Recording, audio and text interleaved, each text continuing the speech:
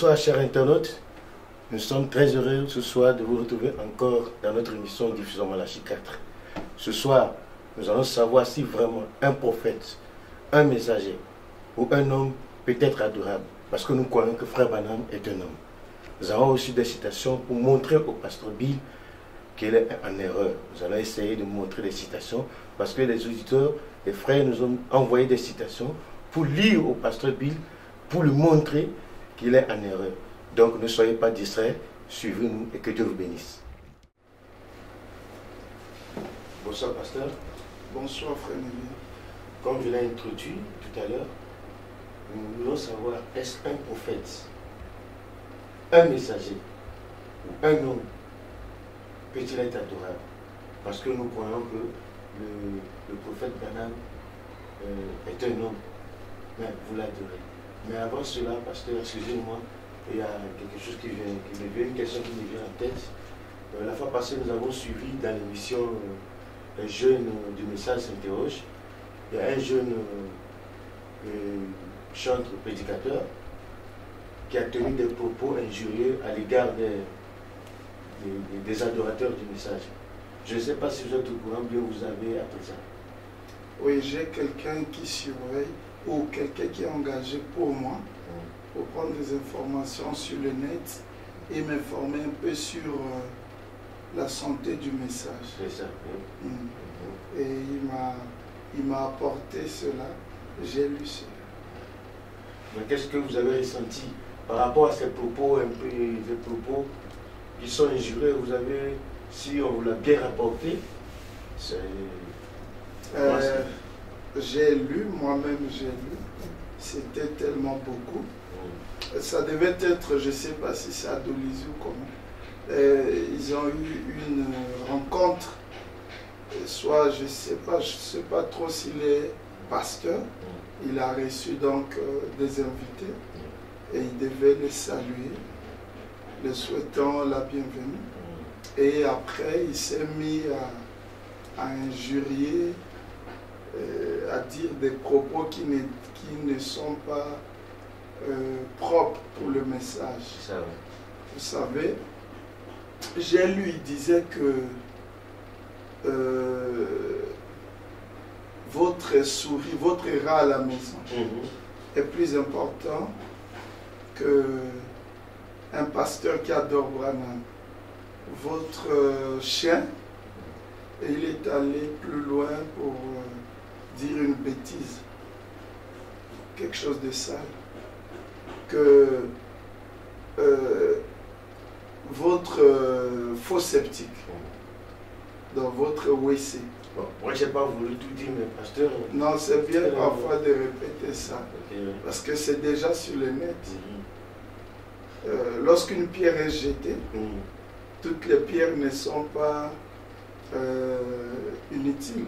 C'est parfois utile, sauf que ce n'est même pas bon de dire ça. Parce que nous sommes ici en train de parler au sujet de ce qui est scripturel. Ça veut dire la parole. Quand vous pensez que ce que l'autre avance n'est pas légal ou scripturel, alors il est à vous de prendre les Écritures et de lui montrer un peu le contraire. Mais moi, personnellement, ça ne m'a rien fait. Ça ne m'a vraiment rien fait parce que là même, il n'a rien dit, il n'a pas trop injurié. J'ai eu des injures, j'étais dans des salles de réunion, dans des conventions, où vous voyez le prédicateur du haut de la chaire a lu un verset biblique, au lieu de parler de la parole, il s'intéresse à ma personne et il m'injurie et tout ça. Je garde le silence. Vous savez, c'est la tendance des chantres. Surtout les chantres. Les chantres, oui. C'est pourquoi nous, je sais qu'il y a une promesse là-dessus sur l'émission sur les chantres. C'est pas bon. Excusez, que quelqu'un ne soit à la place d'un autre. Vous voyez, un chantre, ils sont caractérisés à toujours à injurier les gens. En commençant par des chantres mondains. Tout ce qui se fait dans la musique mondaine ici, ce sont des jetons, vous voyez, ils ne chantent pas par inspiration, ils injurient les gens. Vous voyez, un autre peut dire que celui qui adore Branham est un animal, comme celui-là qui dit c'est un rat, une souris de maison, une fausse sceptique. Un autre même devant l'écriture, il a dit faux jaloux. On en fait même un titre des chansons. Et on dit aux enfants de Dieu que c'est un titre d'une chanson de Dieu. Faux jaloux, ça n'existe pas dans la parole. Lorsque une écriture où on veut vous ramener sur quelque chose, la seule chose que vous pouvez faire, c'est de vous défendre avec les écritures. Voyez-vous? Donc, comme on ne va pas s'attarder là, le conseil que je peux donner à ce jeune homme, même si vous n'êtes pas à votre place, et si vous voulez faire quelque chose, faites-le bien. Et faites-le avec la parole de Dieu. Parce que ici nous sommes, je dirais par exemple, dans un débat de la parole. Donc on avance avec les Écritures. Mais pour tous ceux qui ont suivi cela, j'aimerais quand même les édifier avec au moins 2 Écritures. Allez-y, Dans Possédant les portes de l'ennemi, prêché le 8 novembre 1959 à Jeffersonville, USA, Indiana. Au paragraphe 49, la première partie, William Branham dit ceci. Et quand on l'injuria, Jésus, il ne répondit pas par l'injure. Quand on le ridiculisa, il se tut. Quand on l'appela un démon, il ne répondit point. Il n'avait qu'une préoccupation, 2 points, les affaires du Père. Et c'est de cela qu'il s'occupait. Je peux encore descendre un peu. Le discernement de l'esprit, prêché le 8 mars 1960 à Phoenix, USA, le paragraphe 46 et le début de 47. Maintenant, nous voyons comment lorsqu'il était ici sur terre, il allait ça et là, faisant du bien. J'ai remarqué une autre chose qui m'est venue à l'esprit. Avez-vous remarqué, lorsque David fut rejeté comme roi, il sortit de la ville et un petit benjamite, donc un garçon de la tribu de Benjamin, qui était censé être un frère pour lui, aurait dû être attristé parce qu'il était rejeté. Mais 3 points, c'était un estropié. Et il se traînait là, avec son infirmité, jetant de la terre contre David et lui disant toutes sortes d'injures et le maudissant au nom du Seigneur. Maudissant le roi David au nom du Seigneur. Ce petit benjamite tout estropié. Au paragraphe 47, il dit, regardez l'esprit de Dieu et l'esprit du diable à l'œuvre. Maintenant, si vous remarquez, il était estropié. Cela représente l'infirmité spirituelle des gens aujourd'hui, qui se moquent de l'authentique esprit de Dieu de Christ se manifestant. Ça veut dire que ce jeune homme ici qui jetait du sable sur David, le oint de l'Éternel, rejeté par ses frères, parce que David était oint, c'est une onction. Voyez, il avait de l'infirmité spirituelle. Ce jeune homme estropié. Il était estropié dans sa foi, dans sa doctrine. C'est ça. Quand quelqu'un n'est pas assis dans la parole, attendez-vous aux injures. C'est ça. Vous voyez, donc c'est de l'infirmité spirituelle. Je sais qu'il y a moyen de guérir cela. C'est par la parole. Ils sont nombreux. Cela représente l'infirmité spirituelle des gens d'aujourd'hui. Lorsqu'ils ne sont pas assis dans la parole, quand vous les coincez un peu avec les Écritures, ce sont les injures. Donc c'est l'infirmité. Et pour terminer, je vais lire ceci. Il dit,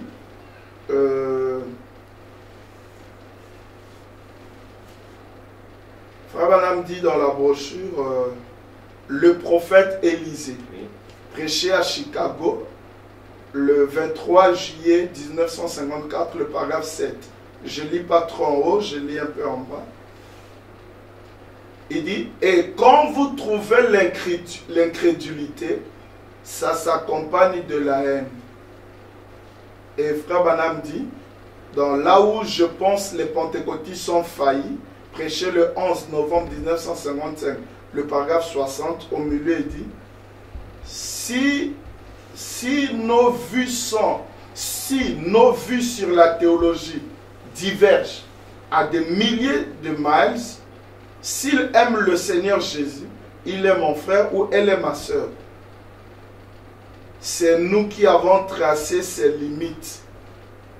Si vous ne pouvez pas aimer votre frère que vous voyez, comment pouvez-vous aimer Dieu que vous ne voyez pas, n'avez jamais vu? Et frère, lorsque l'amour se manifeste, Dieu est là-dedans, car Dieu est amour. Et vous n'arriverez nulle part sans l'amour divin. Et quand vous vous aimez l'un l'autre, vous aimez Dieu. Donc lorsque nous parlons, il y a l'amour. Et j'avais dit autrefois, dernièrement, quand on a parlé pour les autres au sujet de la parole, nous on se limite à la parole. Mais dans le cœur, il y a l'amour. Et on ne peut pas se mettre ici à injurer les gens. C'est un enfant, que Dieu l'aide. David avait dit à ses combattants, non, non, pas comme ça. C'est Dieu qui lui a permis de faire ça. Okay. Merci beaucoup. Merci, pasteur, pour la réponse. Maintenant, nous rentrons dans le vif du sujet. Nous lisons ici, pasteur, dans le premier saut, je crois, 5e saut, je viens au 5e saut, paragraphe 208. Aucun vrai prophète ne se laisserait adorer, ni aucun messager, quel qu'il soit. Vous voyez, ça, c'est réservé pour Dieu seul. Ça, c'est Frère Branham qui dit ça. Il dit, aucun vrai prophète ne se laisserait adorer. Aucun messager ne se laisserait adorer. Donc c'est réservé, excusez-moi, il a dit, quel qu'il soit. Vous voyez, ça c'est pour Dieu seul. Mais non, nous croyons que Frère Branham est prophète. Mais comment, pasteur, avec cette écriture, comment vous êtes arrivé à adorer Branham, alors que lui-même, en parlant de cela, rejette déjà l'adoration? Parce que comme vrai prophète, aucun messager ne se laisserait adorer. Nous disons Amen à l'écriture, mais pas à la compréhension des gens de cette écriture.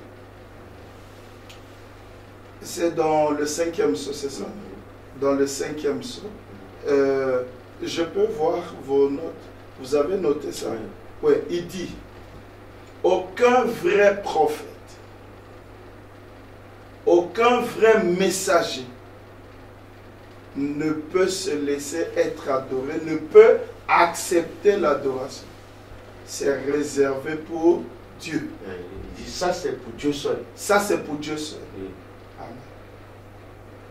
Et vous dites, moi je fais comment? Bon, je me demande comment vous arrivez à adorer alors que... Adorer qui? Branham, alors que c'est un messager, alors que c'est un prophète. Est-ce que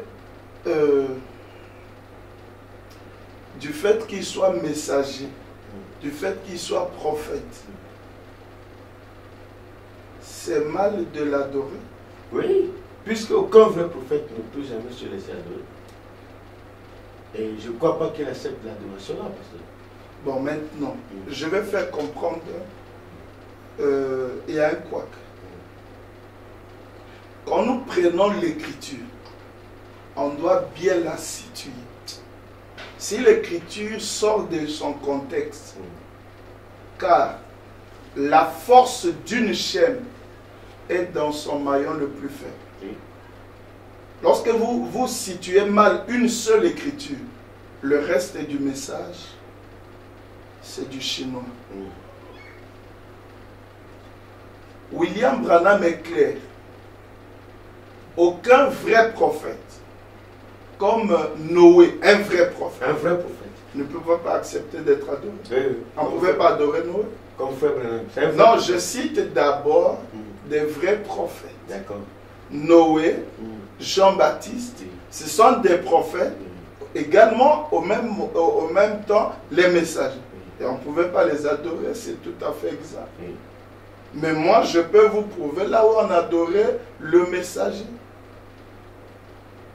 Dans le message. Dans le message, dans la Bible, le messager est adoré. Un messager, pasteur. Un messager adoré. Un prophète, un vrai prophète, adoré par les gens. Pasteur, produisons-nous cette citation parce que nous voulons ça. Je vais lire.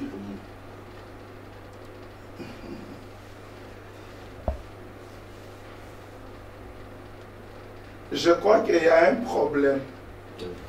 Avant de lire, je vais introduire avec deux citations. Je suis dans Dieu dévoilé, le paragraphe 22. Maintenant, mon sujet de ce matin, 3 points.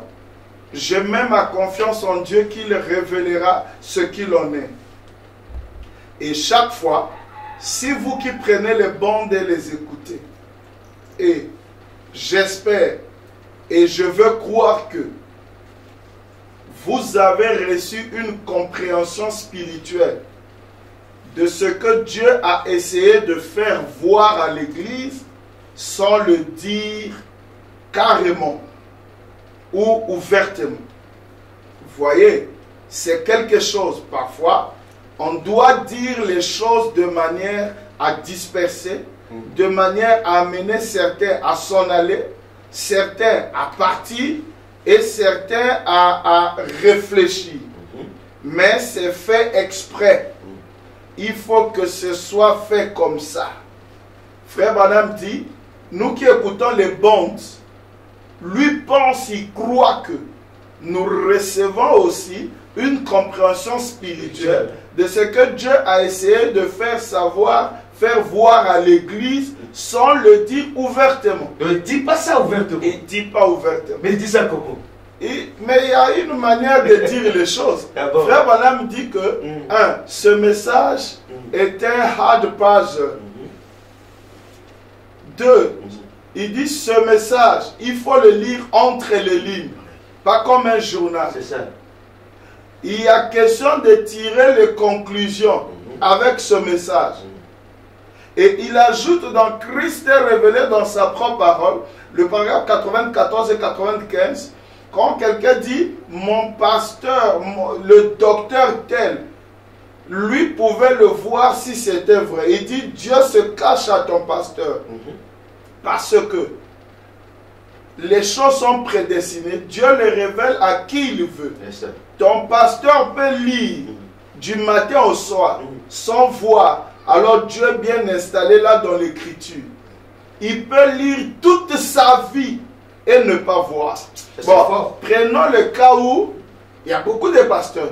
Vous n'allez pas me dire que tous ceux qui sont à la chair sont élus et ils ont été appelés de Dieu. Et il y a des pasteurs ici qui se sont autoproclamés pasteurs. Ils sont du haut de la chair. Dieu ne les a pas envoyés. Ils n'ont aucune révélation sur de la parole. Ils lisent les brochures, ils ne comprennent pas. Et si tu tombes, tu fais le choix d'un pasteur qui ne comprend jamais la parole, à qui Dieu a prédestiné toute sa vie, ne comprendra jamais le message. C'est malheureux. À quoi allez-vous attendre? Voyez-vous, je lis encore une citation juste dans l'introduction pour que, quand je vais entrer dans le vif des sujets, pour que les gens ne se perdent pas. Oui. dans sa présence. Prêché le 9 septembre 1962 à Jeffersonville, Indiana, USA. Le paragraphe 52. C'est ainsi que sont les soldats de Dieu aujourd'hui. Ils sont entraînés à suivre la parole. Quand une parole a subi un petit polissage, c'est pourquoi j'ai dit l'écriture là. Si vous comprenez ça mal, vous la placez mal, écoutez. Quand une parole a subi un petit polissage, à laquelle on retrouve quelque chose qui n'est pas dans l'écriture, ils avertissent leur assemblée. Tout ce qui n'est pas biblique, tout ce qui ne ressemble pas à Dieu, comme les soupes populaires, les danses de ces autres choses pour payer les pasteurs, est faux. Des jeux de bingo, des parties de cartes dans l'église, c'est faux.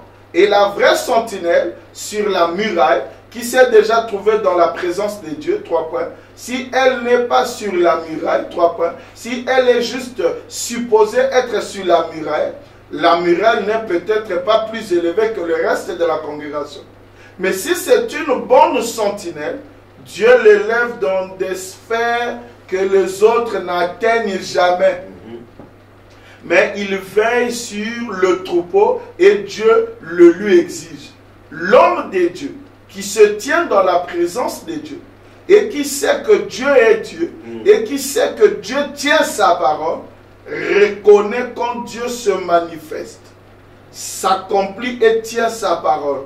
Ensuite, peu importe combien d'organisations ou de dénominations essaient de détruire cela, il connaît les hommes de troupeau de l'ennemi. Amen. Une vraie sentinelle sait quoi dire à sa congrégation. Voyez? Donc, le problème ici, nous avons en face de nous un message où Dieu a dit des choses sans qu'il le dise ouvertement. C'est compliqué. Maintenant, nous allons entrer dans des sphères où les autres n'atteignent pas. C'est pourquoi j'ai dit, il est vrai qu'un vrai prophète n'accepterait pas d'adoration ou un vrai prophète ou un messager. Mais de quel messager ou quel prophète s'agit-il? C'est ça. Parce que je vais lire une citation. Parce que Dieu aussi est un prophète. Lisons d'abord celle-là.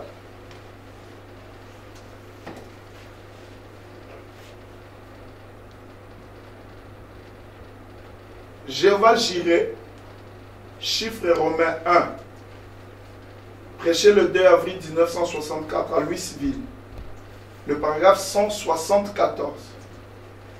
Notez quand Abraham a dit Éternel Dieu, Elohim, le même homme, virgule, la même personne, virgule, démontrant que Dieu se manifesterait lui-même dans la chair humaine à la sémence d'Abraham pour confirmer l'alliance et faire la même chose qu'il a faite là-bas à Sodome. Il est toujours un prophète. Il mit pour qui? Pour Dieu. Dans l'interprétation ici, dans la traduction ici, on dit il. Mais l'autre traduction, on dit Dieu est toujours un prophète qui discerne les pensées et les intentions du cœur. Combien savent que la Bible le dit? La parole de Dieu discerne les pensées qui sont dans le cœur. Point. Donc Dieu est toujours un prophète. Dieu. Pas quelquefois. Pas, comme on dit en anglais, sometimes. Non. Dieu est toujours. Si vous entendez parler de Dieu quelque part, il ne vient pas en tant que... Il est prophète. Toujours prophète. Pas député. Pas président de la République. Pas dictateur. Pas Jack. Pas évangéliste. Quand Dieu vient sur la terre, il est toujours un prophète. C'est qu'on doit d'abord savoir. Même lorsqu'il dit qu'aucun vrai prophète, ni un messager, ne peut accepter cela. Mais moi, je dis Amen. Il s'agit d'un simple prophète ou un simple messager. cela est réservé à Dieu seul. Mais oui, j'accepte. Mais maintenant, nous allons voir dans Genèse 18. Quand Dieu est venu en tant que prophète chez Abraham, et qu'est-ce qu'Abraham a fait de lui? Lisons frère Branham. Je suis dans la brochure.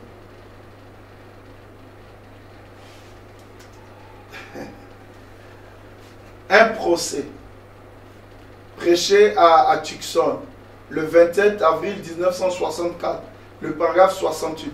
Je voudrais que vous compreniez également que cet interprète aveugle des gens ne comprend pas les Écritures. Il a dit ici dans Marc au chapitre 17, le verset 30, c'est Luc 17. Il a dit, comme il en était au temps de Sodome. Maintenant, remontez dans le passé. Jésus se référait à la même Genèse que nous, au temps de Sodome. Ainsi en sera-t-il à la venue du Fils de l'homme. Maintenant, remontez dans le passé et observez ce qui se passa au temps de Sodome. Ensuite, observez où nous en sommes et observez ce qui est censé se produire maintenant. Au temps de Sodome, lorsque Abraham, lui qui était un type, et nous, c'est seulement en mourant en Christ que nous devenons la sémence d'Abraham et que nous sommes héritiers avec lui selon la promesse. Cet après-midi, chacun de vous dans la salle d'audience le sait. Observez Abraham. Il reçut toutes sortes de signes et tout de la part de Dieu surnaturel, sous la forme d'une lumière passant entre les sacrifices. Il le reçut sous la forme d'une voix et tout. Mais le dernier signe qu'Abraham reçut sur la colline en dehors de Sodome, juste avant que le monde des gentils ne fût détruit, ce fut Dieu lui-même, sous la forme d'un être humain. Point. Vous comprenez, messieurs de la cour? Il y eut 3 messagers qui vinrent vers lui. 3 messagers, et il sortit à leur rencontre. 2 d'entre eux, un Oral Robert et un Billy Graham moderne. Mais comment? Descendirent à Sodome et prêchèrent l'évangile et les aveuglèrent avec leur évangile. Point. Il a dit 3 messagers, il n'a cité que 2. C'est dit à l'église sans le dire ouvertement. Le 3e messager. Donc il ne cite pas le 3e messager. Parce que le 3e messager c'est qui? Mais la sentinelle doit savoir pour dire à l'église. Le pasteur de l'église. Le pasteur de l'église. Les pasteurs du message. Là c'est dit ouvertement. Mais le pasteur dit souvent c'est Jésus-Christ dans le prophète. Genèse 18. La Bible dit, Abraham leva les yeux et vit 3 hommes. Branham dit les 3 hommes là, c'était les 3 messagers. C'est les pasteurs qui disent que c'était Jésus. Maintenant, moi, je vais produire l'écriture. Dans les livres, le prophète du 20e siècle, frère Branham dit, il s'agit de 3 Américains. Là, il a cité 2 Américains. Oral Robert et Billy Graham. Le 3e, c'est qui? C'est Bush. C'est le président Trump. C'est compliqué.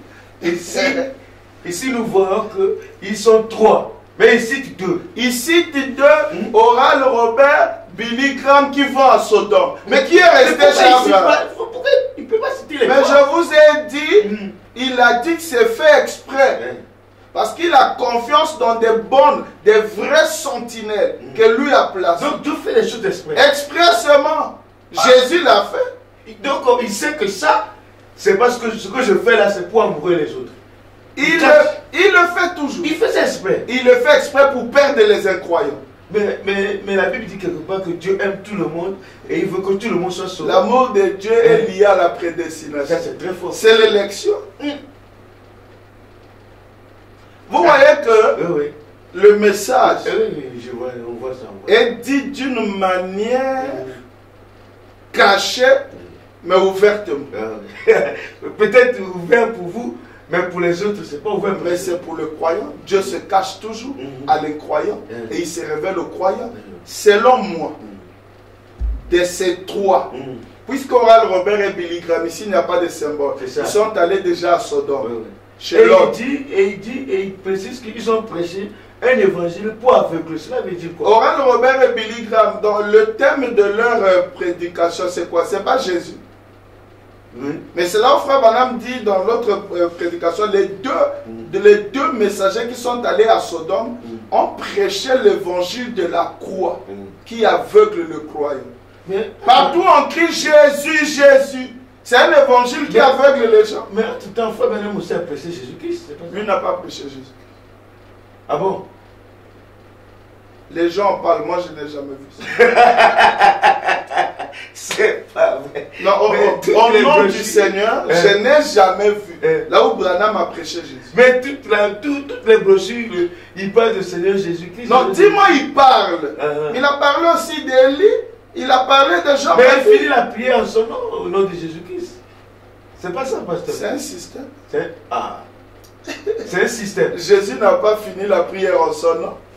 Il a fini la prière au nom du système qu'il a trouvé sur la terre. C'est un système. Un système religieux. Dieu se cache. Donc la troisième personne. La troisième personne là. La troisième personne. Oui, le troisième messager. Puisque nous parlons. Mais maintenant pose-moi la question. Oui. Pour vous, pasteur. Pour vous, c'est qui? C'est ce que je veux savoir. Voilà, maintenant, pour moi.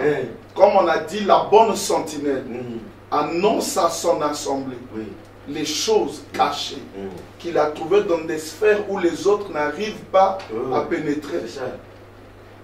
C'est simple. William Branham a déjà démontré que celui qui resta avec Abraham avait accompli un miracle. Et ce miracle était qu'il avait le dos tourné à la tente. Il discernait les pensées de Sarah. C'est clair. De ces trois messagers américains, Oral Robert n'ont pas discerné. Ils sont allés à Sodome. Qui a discerné aux États-Unis? C'est William Branham. Même les enfants de l'école de dimanche peuvent répondre. Mais voilà le troisième qui est messager. Pas un simple messager. Dieu. Mais il faut même dire quelque part que c'est Jésus-Christ qui, comme il était devant les Juifs, il disait aux Juifs que celui qui était devant Abraham, c'était lui. Voilà. La parole de Dieu a des notions. Jésus-Christ n'était pas là-bas. Lisez étroite est la porte. Il a dit ceci. Au moment où je vous manifeste ceci, vous cherchez à me lapider. Je suis en train de manifester la même chose qu'Abraham a vu Dieu faire dans une autre chair, que je manifeste dans ma chair. Quand Abraham, que vous prétendez avoir comme père, l'a vu, il a organisé une fête. Et je suis étonné que vous prenez des pierres pour me lapider. Ce n'était pas Jésus. Non, c'est Madame qui l'a interprété comme ça. Ben oui, il ajoute encore dans Dieu confirmant sa parole. 236. Il dit Abraham vit un homme, une chair humaine, qu'il appela Seigneur Elohim. Il dit ce n'était pas Jésus. Parce que Jésus n'était pas encore né. C'était une référence. Oui, c'est astucieux. Jésus n'était pas encore né. Je vais ajouter encore une troisième écriture. Hébreux chapitre 4, le paragraphe 136. Frère Branham dit. Il dit quoi? Quand Dieu se manifesta en Jésus-Christ dans la chair humaine, ce ne fut pas la première fois que Dieu est venu dans la chair. Il dit, je sais que ça vous trouble et ça va vous choquer. Et cela vous donnera assez d'appétit spirituel pour beaucoup manger. Et lorsqu'il avance, il dit, je sais que vous me demanderez, frère Branham, jusque-là tu ne nous as pas encore montré là où Dieu s'était manifesté dans la chair humaine avant Jésus. Il dit, mais Genèse 18, Chabra. Dieu est venu dans la chair. Ce n'était pas Jésus. Plus tard, il vint en Jésus. C'est que les gens ne comprennent pas la parole. C'est clair.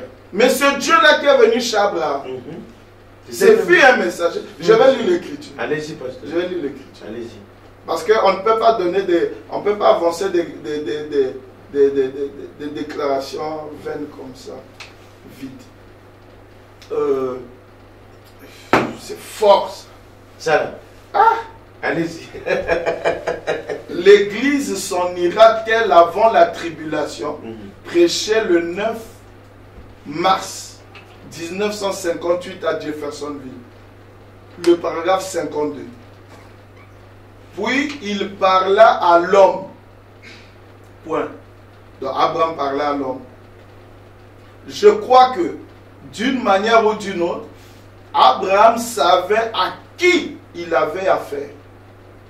Et l'homme qui était l'orateur avait le dos tourné à la tente. Point. Il était le messager de ce jour-là. L'homme là, qui était devant Abraham. Et il dit, Abraham, je te visiterai conformément à la promesse. Il y a 25 ans, je t'ai fait la promesse, je vais la tenir. Je vais ajouter la même brochure, paragraphe 56. Et l'ange, virgule, le dos tourné à la tente dit, pourquoi Sarah a-t-elle ri? C'était le messager. C'était le messager. Dites-moi, c'était pas Dieu. Mais Dieu, lorsqu'il est messager, on l'adore. C'est pourquoi j'ai dit qu'on adore le message. Parce que la parole ne se contredit pas. Lorsque lui refuse là-bas, il dit un simple, je vais lire, un simple messager. Comme il n'a pas précisé, il a dit un messager.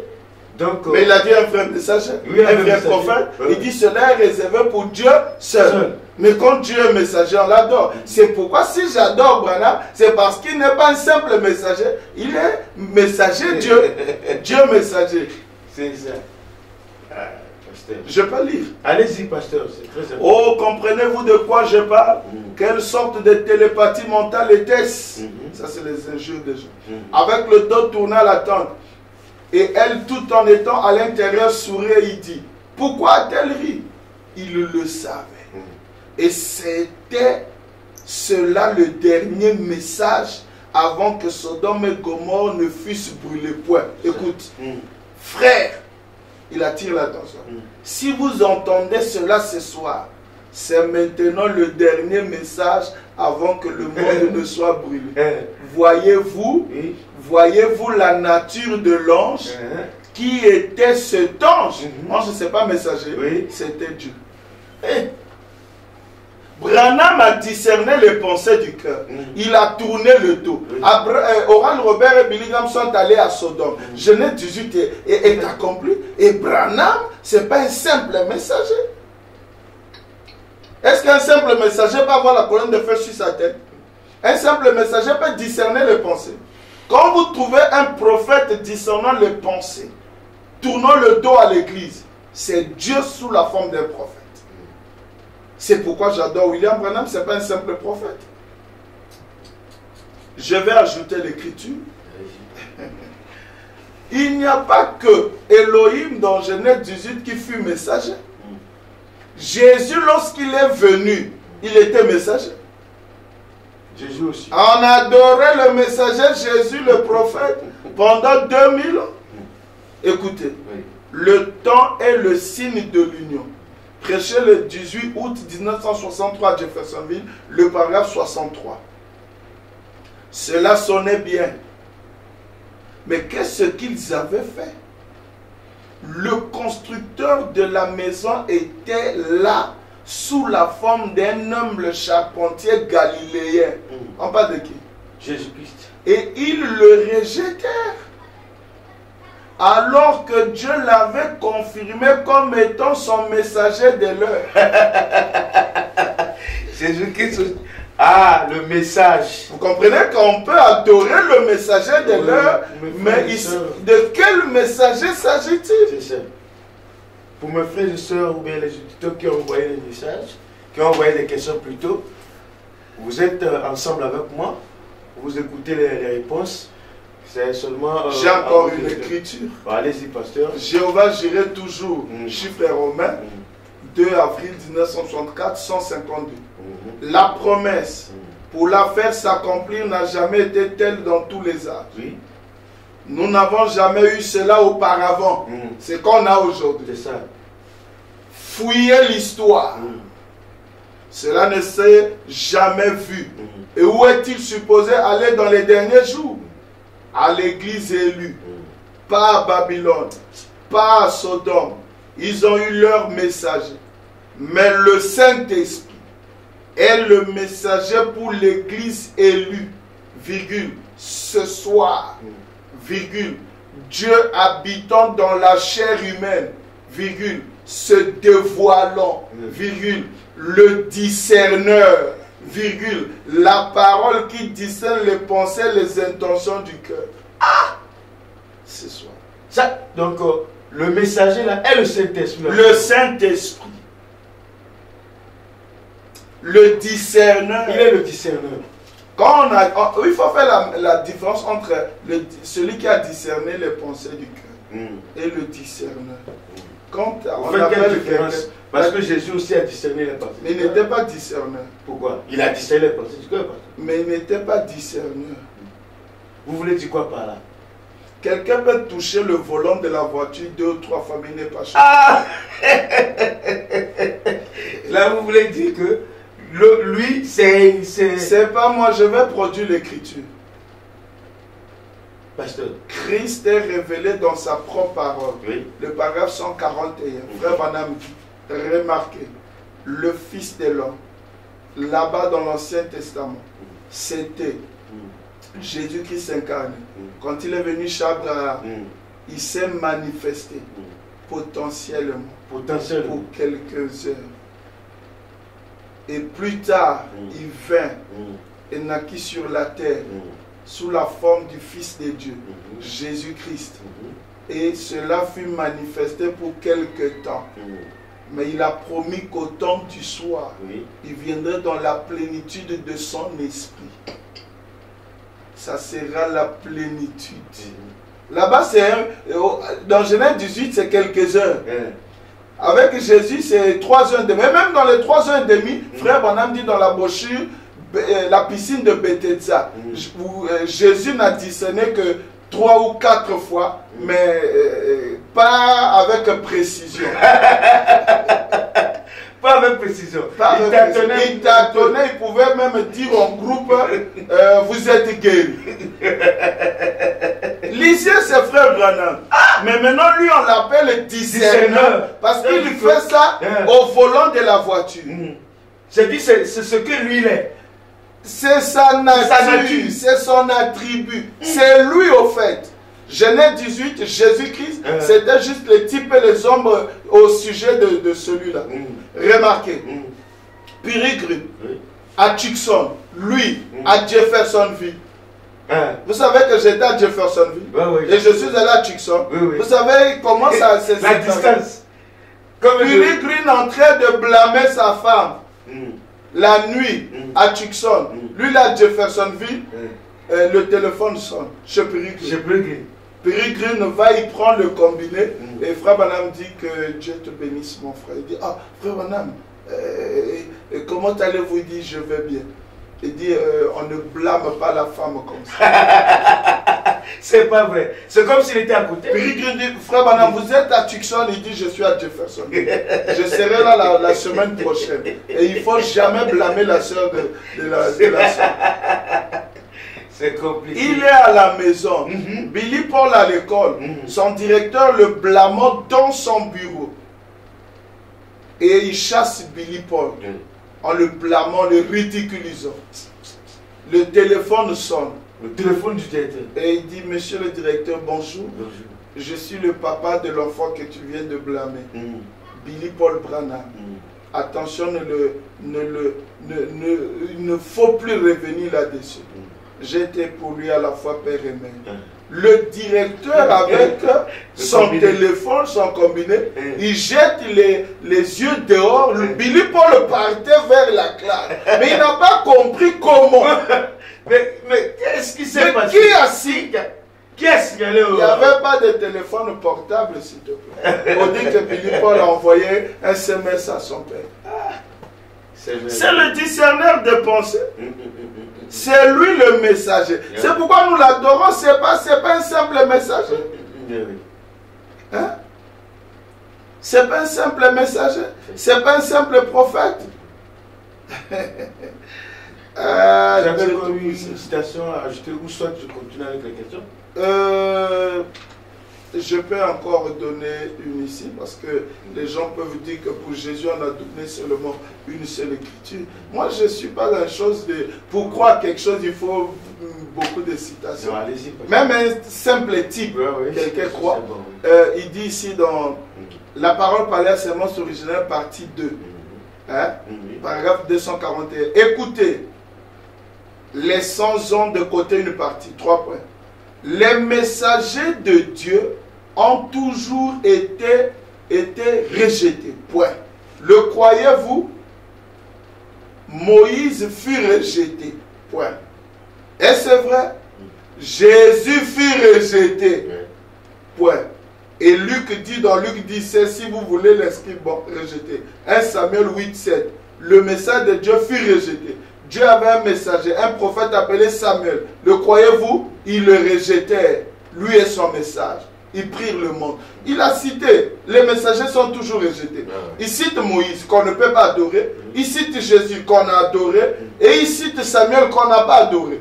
Ensemble, ça forme les messagers.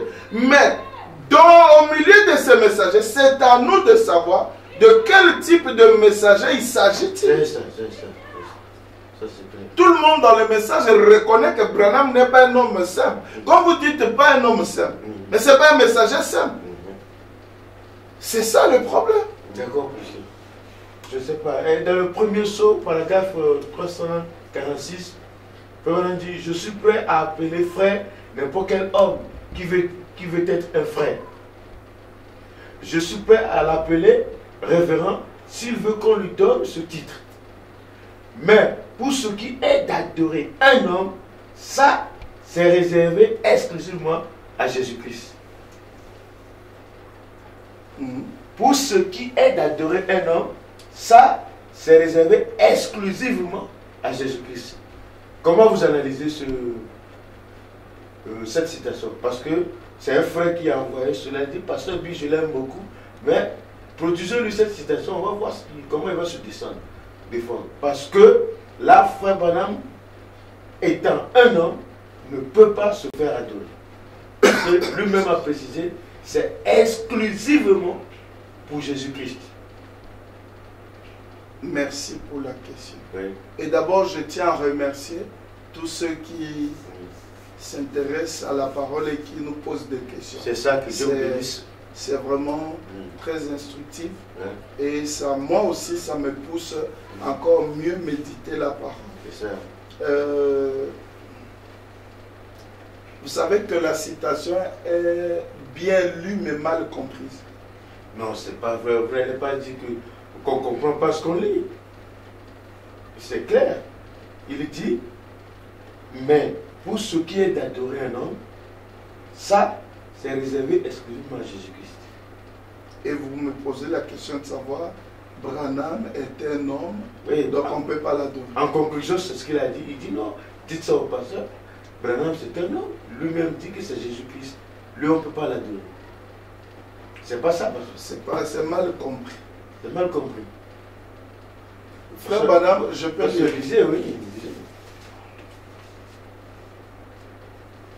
Je suis prêt à appeler frère n'importe quel homme qui veut être un frère. Oui. Je suis prêt à l'appeler révérend s'il veut qu'on lui donne ce titre. Ouais. Mais pour ce qui est d'adorer un homme, virgule, mais pour ce qui est d'adorer un homme, écoutez-moi d'abord. Oui. Il dit, si je rencontre un homme, s'il veut être un frère, je l'appelle frère. Oui. S'il veut révérend, je l'appelle révérend. Oui. S'il veut docteur, je l'appelle docteur. Oui, oui. Pasteur, je l'appelle pasteur. C'est ça, oui. Mais, pour ce qui est d'adorer un homme, virgule, ça c'est réservé exclusivement à Jésus-Christ. Oui. Maintenant, moi je crois que votre question, ou la question que le frère a posée là, que vous avez paraphrasée, Oui. n'a pas sa place. Et c'est hors sujet. Pasteur. Pourquoi? Pourquoi, pasteur? Dans cette citation, William Branham ne dit pas qu'on ne peut pas adorer un homme.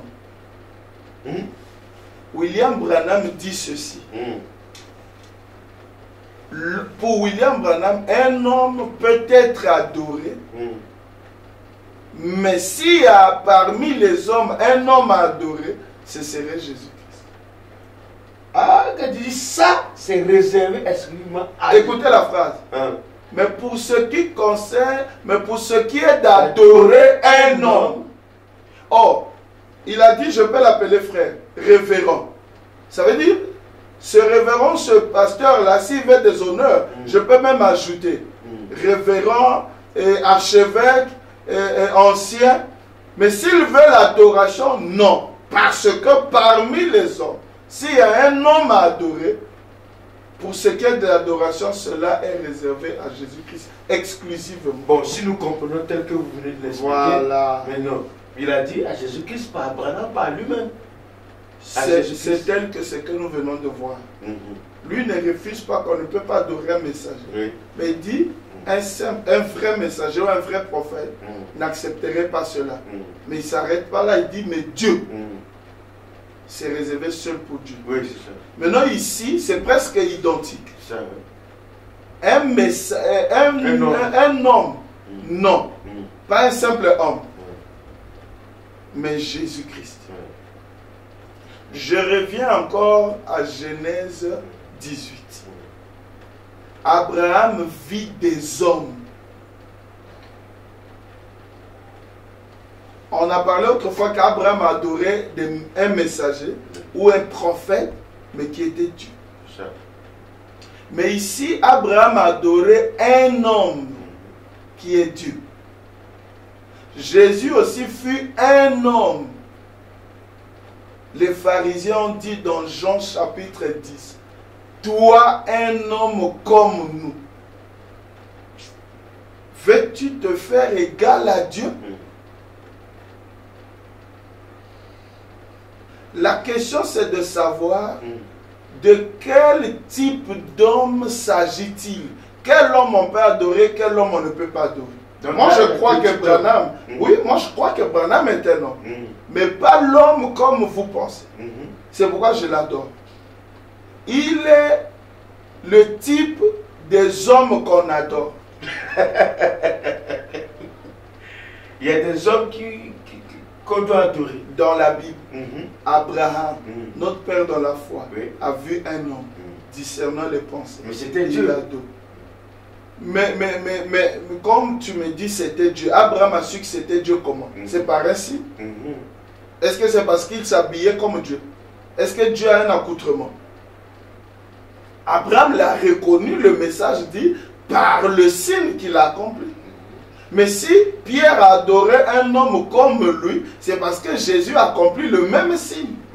Et Dieu est parfait en trois. William Branham accomplit le même signe, mais il adora. Mais parce que vous ne voyez pas qu'il y a une différence. De quoi? Parce que cet homme qu'Abraham avait adoré, qui était messager, cet homme-là, à comparer avec Jésus-Christ, je peux parler de la même statue. Ils ont le même statut. Parce que Jésus aussi était un homme. Mais apparemment, on le voit, c'est presque pas un homme. Parce qu'il n'a pas de famille. Je veux parler de famille propre. Il n'a pas fait des enfants et tout. Mais Branham en a quand même. C'est la différence que les gens voient, que nous voyons. Vous ne voyez pas ça? Parce que en tant qu'un homme, pour avoir des enfants, nous l'avons fait. Lui aussi, il a fait. Mais Jésus, en tant qu'un homme, il n'a pas fait. Donc, c'est cette différence dont vous voulez parler. Ou bien... Branham a fait quoi? Les enfants. Les enfants, il a des enfants. Il a des enfants, il a fait des enfants. Faire ou avoir, c'est C'est presque la même chose. Parce que... Non, dans la parole, il faut faire très attention avec les verbes. Branham fait la différence entre regarder et voir. Pour nous les hommes, c'est la même chose. Il dit regarder, c'est regarder quelque chose. Voir, c'est comprendre. Il dit les mots que nous jouons avec là, les verbes là, Oui. et ça peut nous rendre la tâche difficile. William Branham Oui.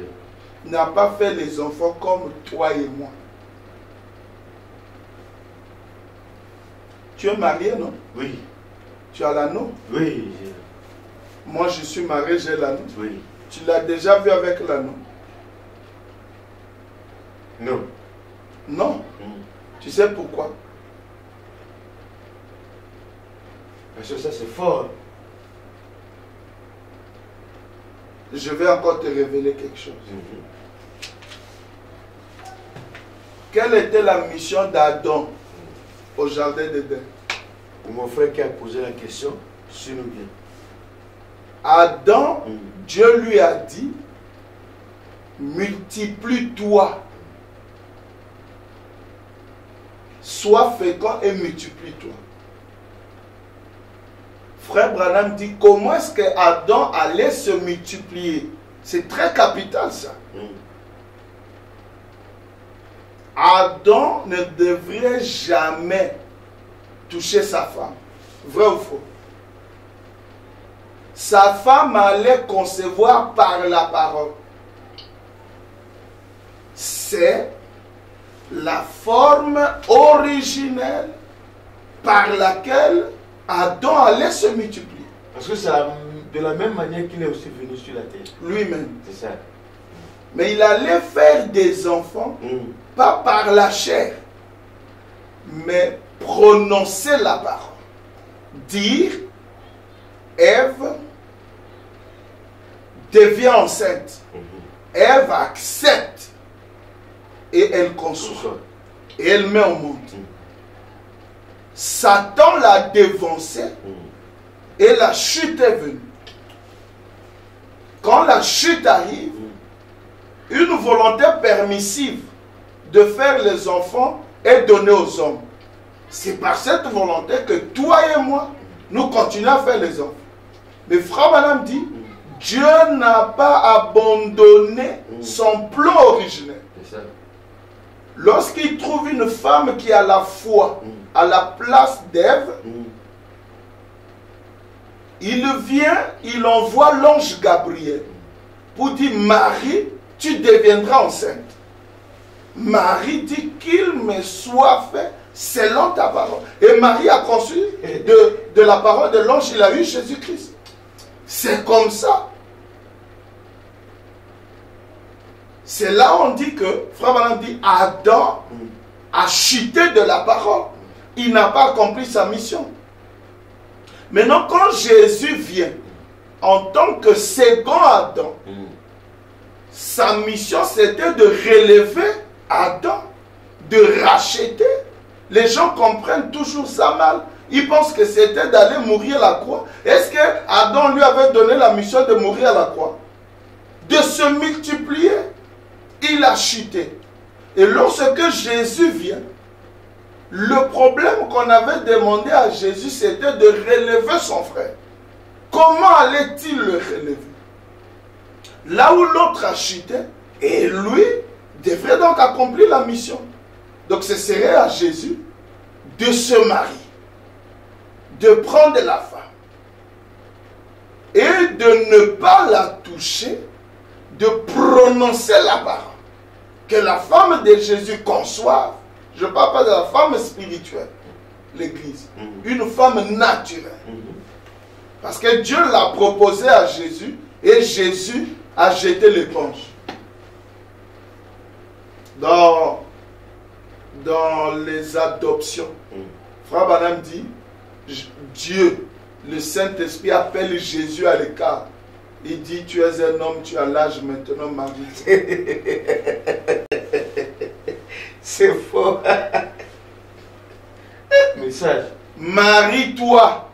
Le temps est arrivé. ce pourquoi tu es venu au monde, le temps est arrivé. Marie-toi, prends la femme et relève ton frère. Tu sais ce que le frère Branham dit? Jésus s'excusa pour le mariage. Il dit, Père, je me sanctifie pour eux. Frère Branham dit, l'expression là voulait dire, Jésus refuse de se marier. Il a dit ça comme ça. Il a dit ça. Et dans la brochure, le temps de la moisson, c'est là où il dit, le premier Adam est tombé. Le second Adam a échoué. Jésus a échoué. C'est cette mission. De la mission des Adams. Et Frère Branham dit dans la brochure l'âge de Thyatire, oui, ou l'âge de Smyrne, alors que je marchais dans les bois, j'ai entendu la voix. Il fouillait l'appel. Il dit, la voix me dit, Adam, Adam, où es-tu? Frère Branham a accepté. Et il est revenu. En tant qu'Adam, que vous l'appeliez restauré, ou troisième, Dieu parfait en trois. Ne vous achoppez pas pour les chiffres. Donc le troisième Adam, que voulez-vous? Le premier est tombé, le deuxième a échoué. Mais la mission continue. Et au temps de la fin, Branham vient pour relever les deux Adams. Ça veut dire accomplir ce qu'ils n'ont pas pu accomplir. Et donc les enfants là sont venus par la parole. Il commence d'abord par prouver cela, il arrête le taureau furieux. Il parle aux guêpes, ils écoutent. Ce qu'Adam faisait quand il voilà, pour montrer qu'il est vraiment Adam. C'est ça. Et le livre qui était parti est revenu dans les mains d'Adam. Et Adam, c'est William Branham.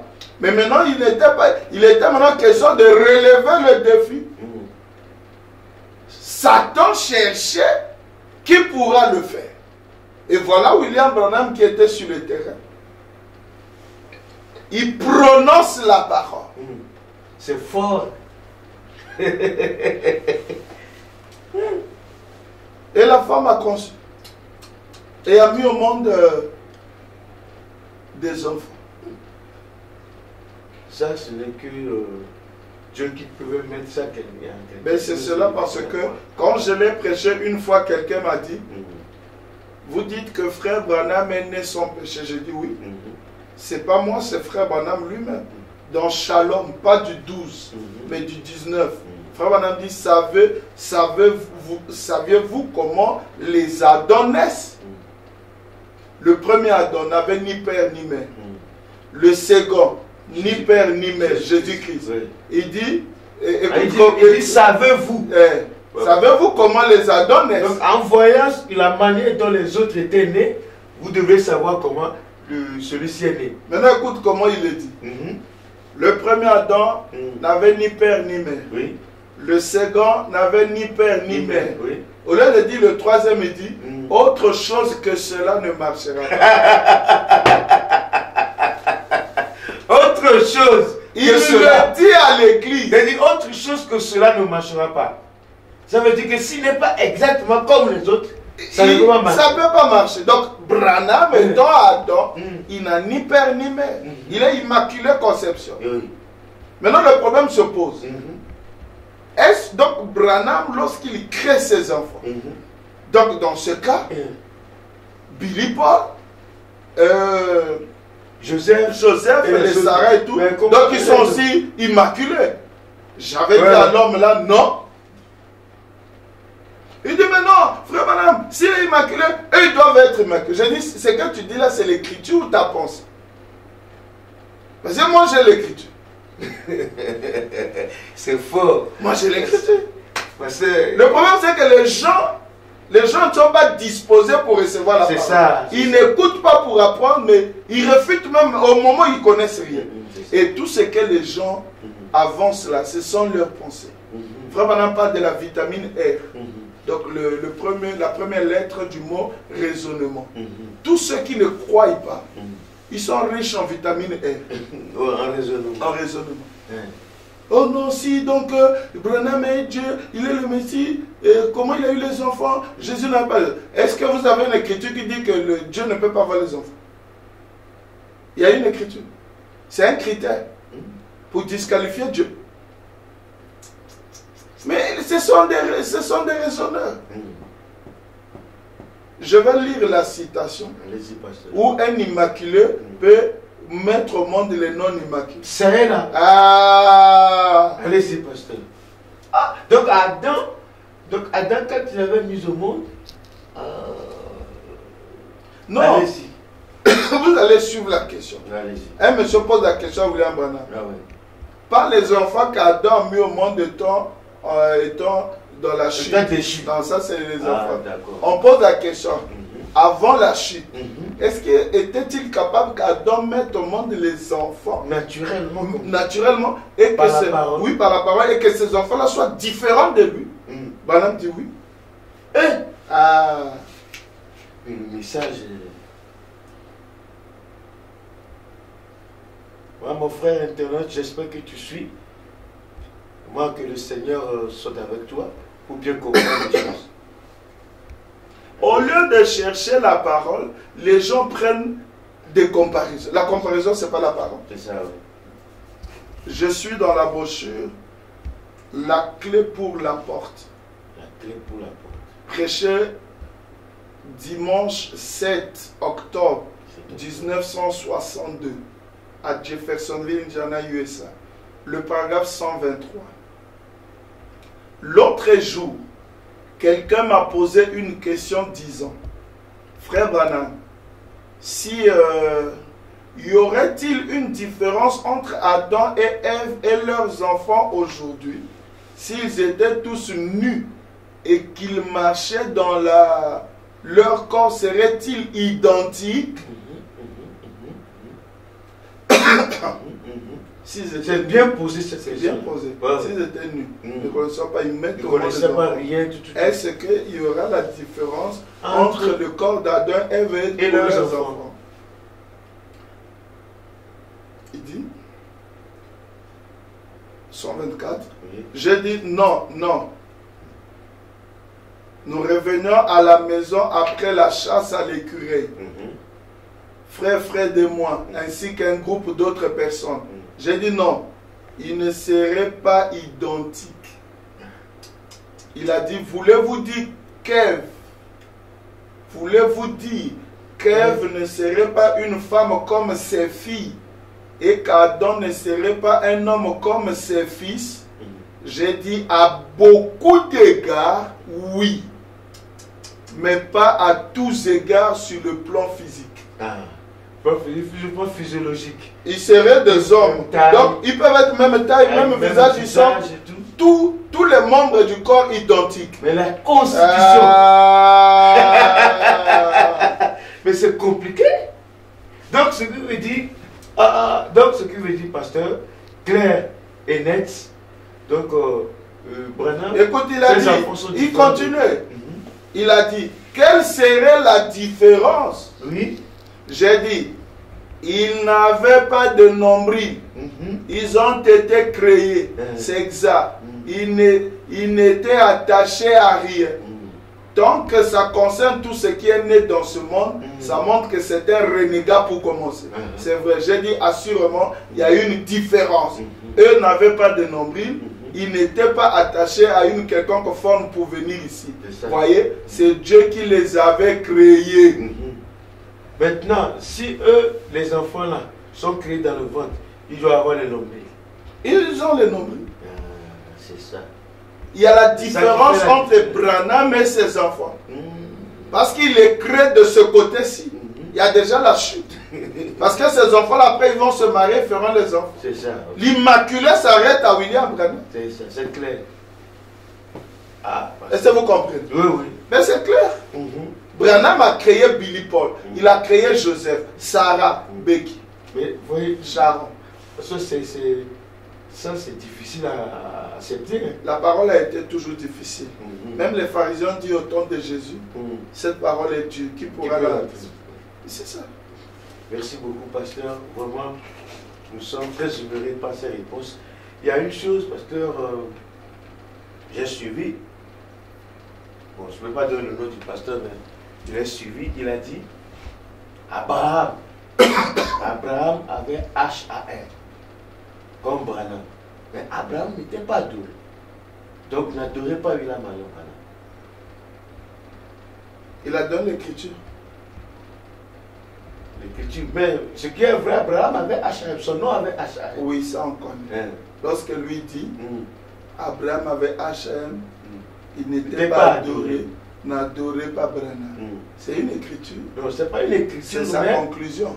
C'est pas une conclusion, mais c'est un fait qu'il a constaté. Que malgré que Abraham avait H.M. dans la Bible, il n'était pas adoré. Maintenant, frère Branham appelle ça des comparaisons charnelles. Maintenant, moi, je vais donner l'écriture. Oui, allez-y, pasteur. Abraham, dans l'Ancien Testament. Oui. Vous savez que dans la brochure, Christ est le mystère de Dieu révélé. Écoutez-moi bien.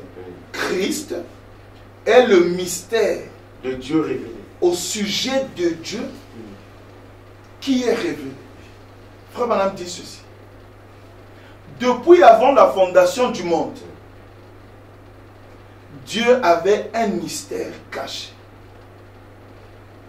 Et ce mystère caché, il ne l'a pas révélé, ni montré. A-t-il bien fait ainsi? Non. Il l'a montré ou révélé par tous les types de la Bible. Car tous les actes des croyants dans la Bible étaient le type de ce seul vrai mystère de Dieu. C'est ça. Donc Dieu ici, au temps de la fin, quand son mystère se révèle, nous voyons que même les croyants ont typifié Dieu. Dans tout leur... On ne peut pas adorer Abraham, c'est un simple messager homme. Mais si aujourd'hui il avait H.M., Billy Graham a H.M., non? Ah, Seigneur. Ça c'est, moi je ne sais pas. Ça c'est des comparaisons. Mais prenons la parole. Pourquoi H.M. se retrouve chez Abraham? Abraham n'est pas né Abraham. Il est né Abram. Mais pour un besoin futur, Frère Branham dit, Dieu typifiait ce qu'il ferait au temps de la fin. C'est ça, ok. C'est pourquoi il a dit, ne trouvant personne, il a trouvé quelqu'un en qui le type était favorable. Ça veut dire qu'avec un nom qui aura 7 lettres et qui s'acheverait par H.A.M. C'est ça, ok. Frère Branham, dans la lettre au Dieu, il va dire c'était l'allusion à Abraham. C'était un type. C'est pourquoi il dit remarquez Abraham, Elohim. Une partie du nom de Dieu en lui. Mais maintenant, cette partie-là, Abraham représentait le Dieu qui se manifesterait au temps de la fin, seulement avec le nom. C'est ça. Par la divinité. Est-ce que la parole s'est faite chez Abraham? Est-ce qu'Abraham a discerné les pensées? Non. Est-ce qu'on peut conclure comme ça? Ah oui, ça vous avez raison. Donc vous prenez Abraham, vous prenez Branham, vous concluez, alors qu'ici il y a beaucoup de caractéristiques de Dieu. La colonne de feu était sur Abraham. Non. Lorsque c'est ici, c'est comme sur Jésus. Abraham avait discerné les pensées. Non. Abraham avait-il un ministère comme celui de Branham? On ne fait pas ça, mon frère. Ça, ce n'est que des petits poussins qui peuvent manger ça. Et ce qui est mal, c'est que beaucoup de gens sont mal enseignés. C'est pourquoi ils vont bouffer ça. C'est pas la parole. Maintenant, écoutez. Écoutez ce que Frère Branham montre. Mais Frère Branham a typifié les choses même dans les animaux. Depuis l'Ancien Testament, qu'est-ce qu'il a fait? Il a pris le son de l'animal. Lorsque le sacrificateur devait prendre le sang, on a tué toute une bête qui avait au moins 5 litres ou 3 litres de sang. Lui, il prend tout tout ce sang-là dans une cuvette. Il va devant le propitiatoire. Il n'utilise que 7 gouttes. 7 gouttes. Pourquoi pas 12? Pourquoi pas 25? Vraiment. Pourquoi 7? On doit contourner les murs de Jéricho 7 fois. Tout est fait 7 fois. Il typifiait quelque chose. Est-ce qu'il avait pris 5 gouttes de sang? Frère Branham dit, voyez-vous, cela typifiait la venue du Messie. Car 7, c'est le chiffre parfait de Dieu. C'est le nombre de Dieu. C'est ça. Quand vous voyez 7 sur quelqu'un, et si il s'en approprie, c'est son chiffre. Donc l'animal, là aussi, on devait l'adorer parce qu'il y a eu le type de Dieu dans l'animal.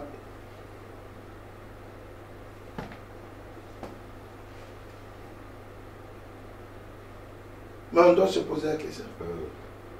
Si tu ne comprends pas la parole par la grammaire de la parole, vois-moi le côté numérique, vois les parties mathématiques de Dieu. Dieu se révèle par ses chiffres. Oui. Et il dit, on ne peut qu'adorer Jésus-Christ. Autre chose, c'est la folie. Ben oui, c'est la folie. Paul a dit la prédication de la foi. Mais c'est la folie pour ceux qui périssent. Exactement. C'est la folie. Parce que même quand nous sommes venus au message, on ne pouvait pas penser qu'on devrait adorer William Branham.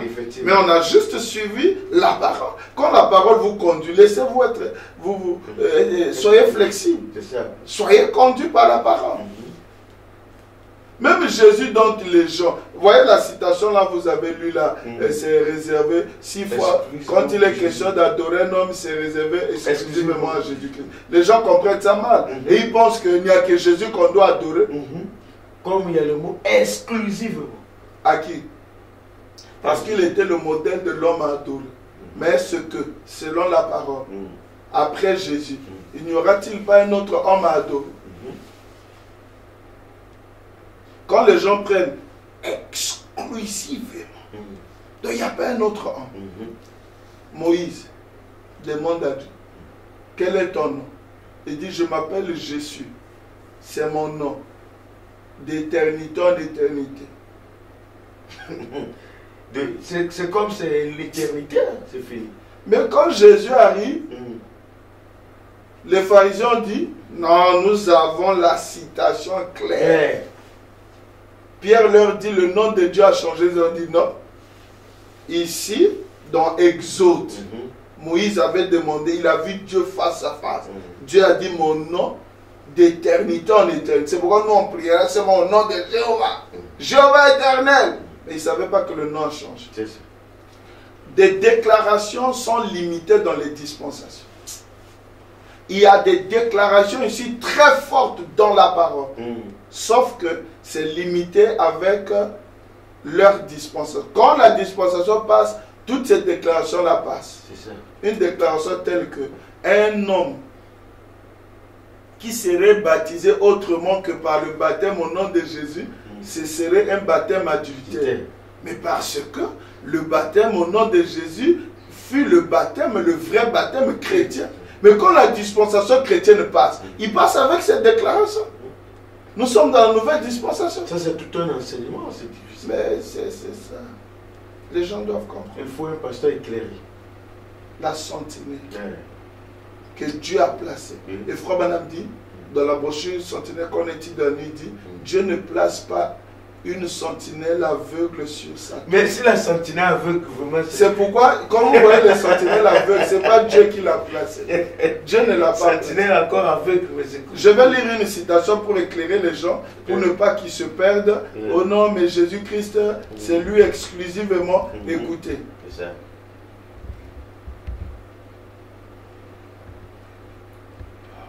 Il y a un travail. Il y a un travail à faire. C'est beaucoup de boulot. Je lis ici dans la brochure Le fondement fondamental pour la foi. Prêché à Chicago, Illinois, USA. Jeudi 13 janvier 1955. Le paragraphe 37. La première partie dit: lorsqu'il était ici sur terre, nous, et je dis ceci en me répétant, peut-être ce n'est pas intentionnel, mais je l'ai dit précédemment. Mais considérant sa vie un instant et voyant quel type de personne il était, alors vous pouvez avoir une idée de ce qu'il devait être aujourd'hui. Ah oui, une idée. Donc si on considère sa vie un instant et voit quel type de personne il était, c'est là où Frère Branham avait tendance à dire ça c'est Jésus hier. Alors vous pouvez avoir une idée de ce qu'il devait être aujourd'hui. Point. Eh bien, quand il était ici sur la terre, il était un exemple parfait de tout ce qui concerne la divinité. Il était la plénitude de la divinité corporellement, Dieu habitant en Christ. Oui. Le corps de Jésus était seulement le tabernacle de Dieu. C'est là que le Dieu Tout-Puissant lui-même vivait et habitait dans son corps humain. Vous le croyez, n'est-ce pas? Oui. Vous le devez pour être sauvé. Vous devez croire cela. C'est ça. Voyez l'homme qu'il était. Il n'était qu'un corps. Et Dieu a tabernacle. Entre-temps, vous avez lâché ça, les gens disent c'est Jésus en lui. Mais là, c'était Jéhovah en lui. Et les gens disent que non, vous voyez. Mais ce n'est pas Frère Branham, c'est Jésus. Moi, mon problème, même si c'est Jésus en lui, du fait que c'est fait en lui, il est Dieu. Du fait que c'est dans ce corps. Dans son corps. Jésus dit que ce n'est pas moi, c'est mon Père. Oui. Mais du fait que le Père a fait ça en Jésus, on adore Jésus. Ah oui, vous avez vu les gens. Ah, merci, pasteur. Il était un exemple parfait de tout ce qui concerne la divinité. La divinité, on l'adore. Et si on adorait Jésus, et il était un homme exclusivement adoré, il était un exemple. Le jour où on trouvera encore un homme qui remplit les conditions, on l'adore. Pour terminer, je donne une citation. Allez-y, pasteur. Le lieu d'adoration que Dieu a choisi, prêché le 20 février 1965 à Jeffersonville, Indiana, USA. Le paragraphe 36. Maintenant, quand une ombre est projetée sur le sol, on peut dire si c'est un homme, une femme, une bête ou quoi que ce soit. Parce que ça fait une ombre sur le sol. C'est ça. Et quand cette ombre raccourcit, l'ombre, c'est le négatif. Et il ne peut pas y avoir de négatif sans qu'il y ait un positif. Donc, quand le positif se rapproche du négatif, le négatif est absorbé dans le positif. L'ombre et le positif se rejoignent. Et c'est ce qui donne le positif. Et si toutes les anciennes choses, dit la Bible, dans l'Ancien Testament, étaient des ombres des choses à venir, alors par conséquent, Christ, Jésus, était l'ombre des choses à venir. Ça veut dire que même lorsqu'on l'a adoré, il était l'homme à adorer, il était une ombre. Donc il était le négatif. Le négatif et le positif, c'est Branham. Donc c'est pourquoi il a absorbé Jésus-Christ. Quand Branham arrive en tant que positif, il absorbe le négatif. Et quand vous rejoignez et le négatif et le positif, Jésus sous forme de la colonne de feu, tout ça, ça fait le positif. Ah ouais. Ça c'est clair avec cette écriture. C'est clair, Jésus-Christ était juste le type, le négatif. Le positif, c'est William Branham. Comme pour le courant électrique, on parle de neutre et de la phase. Ok, merci. Jésus beaucoup, était le neutre. Nous avons été vraiment ravis. Merci. Je crois que mes frères et sœurs qui ont envoyé ces questions ont été satisfaits. moi-même aussi, je suis très édifié par les réponses du pasteur. Aujourd'hui, nous savons qu'un prophète, un messager ou un homme peut être donné. On doit savoir quel type d'homme, quel type de prophète, quel type de messager. C'est là où se trouve le problème. Aujourd'hui, nous avons compris, c'est un prophète et Dieu, un messager, Dieu dans la chair humaine, qui doit être adoré. Vraiment, nous sommes tellement édifiés. Je crois que vous aussi, vous êtes vraiment édifiés. Nous remercions beaucoup le pasteur Ville. C'est à moi de vous remercier. Merci beaucoup. Mes frères et sœurs, nous nous séparons ici et que Dieu vous bénisse et à la prochaine.